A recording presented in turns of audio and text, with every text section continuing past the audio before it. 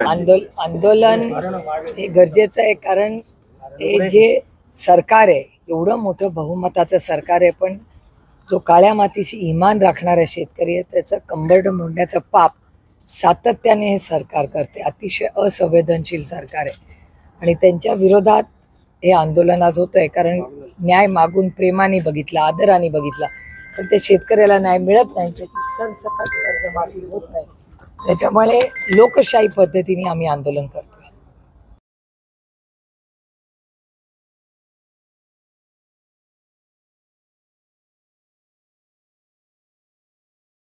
आली आहे आणि महाराष्ट्राचे पोलीस ही शेतकऱ्यांचीच लेकरं आहेत, त्याच्यामुळे ते संवेदनशील आहेत, पण त्यांच्या मागची जी अदृश्य शक्ती आहे त्याला अर्थातच काळजी वाटते, भीती वाटते, कारण का त्यांना माहिती आहे की ते त्यांचं सरकार आज जे प्रचंड आर्थिक अडचणीत आहे.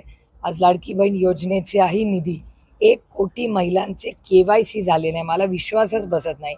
ज्या मनमोहन सिंग साहेबांनी घर, गाव, वाडी, वस्तीपर्यंत आधार कार्ड पोहोचवलं, जनधन योजना सुरू केली, प्रत्येकाला एक ID नंबर मिळाला, त्याच्यातून त्याला सगळे त्याचे अधिकार मिळतात. अशा काळामध्ये एवढं तंत्रज्ञान असताना KYC पूर्ण होत नाही 1 कोटी महिलांना, ह्याच्यावर माझा विश्वासच बसत नाही.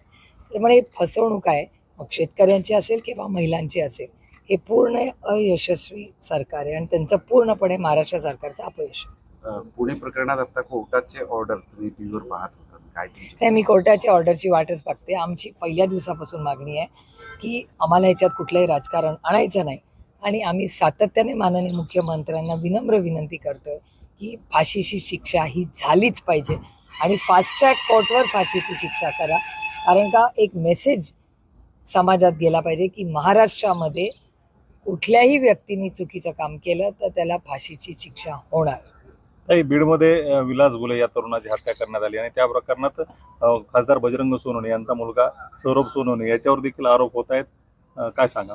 हे दुर्दैव आहे की राजकारण इतकं गलिच्छ झालंय की कर्तृत्ववान खासदाराच्या बद्दल काही करता येत नाही, म्हणून त्याच्या घरात घुसून त्याच्या बायकांपोरांवर आरोप करते. इतकं गलिच्छ आणि पातळी सोडून राजकारण मी कधी पाहिलेलं नाही.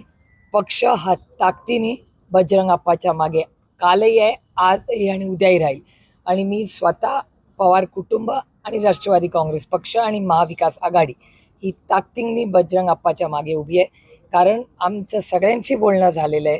हे पूर्ण षडयंत्र बजरंग अप्पाला त्रास देण्यासाठी एक राजकीय खोटं षडयंत्र केलं जात आहे आणि दुर्दैव आहे की महाराष्ट्र सरकारकडे काही विरोधाला बोललेलं नाही, आता बोलायला आमच्या विरोधात राहिलंच नाही, म्हणूनही आमच्या घरातल्या पोरांवर खोटी षडयंत्र करतात. 4 तास चौकशी देखील पोलिसांनी केली या प्रकरणाचा. त्याचा मी जाहीर निषेध करते. जे पोर एवढं लहान आहे वयाने, त्याचे हसा खेळाचे दिवस आहेत, त्याला पोलीस ठाण्यात बोलवत आहेत, कारण का बजरंग अप्पाच्या बद्दल त्यांना बोलण्यासारखं काहीच नाही. अतिशय उत्तम संसदेत काम करतात, मतदारसंघात प्रचंड संपर्क, विकास कामं करतात.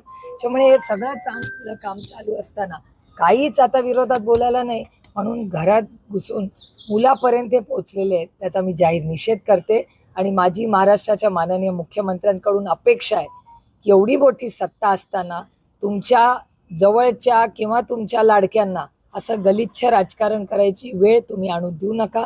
हा छत्रपतींचा महाराष्ट्र आहे, शाहू फुले आंबेडकरांचा महाराष्ट्र, हा सुसंस्कृत महाराष्ट्र आहे. त्याच्यामुळे महाराष्ट्राच्या माननीय मुख्यमंत्र्यांनी असल्या गलिच्छ राजकारणांना आणि ह्याच्या करणाऱ्यांना थारा देऊ नये आणि त्यांना ही खोट्या केसेस करायला मदत करू नये, एवढीच आमची अपेक्षा.